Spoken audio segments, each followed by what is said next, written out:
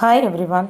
இப்போ நம்ம பார்க்க போகிறது இன்றைக்கி ஹிந்து நியூஸ் பேப்பரில் வந்திருக்க ஒரு இம்பார்ட்டன்ட் ஆர்டிக்கல் என்னென்னு பார்த்தீங்கன்னா, so evidence of neolithic groups discovered at Kollanparai. So இதில் என்ன சொல்கிறாங்க அப்படின்னா, புதிய காலத்தை சேர்ந்த கருவிகள் வந்து பள்ளங்களில் கிடச்சிருக்கு அப்படின்னு சொல்கிறாங்க. இது எங்கே இருக்குன்னா, கொல்லன்பாறை அப்படிங்கிற ஒரு வில்லேஜில் கிடச்சிருக்கு.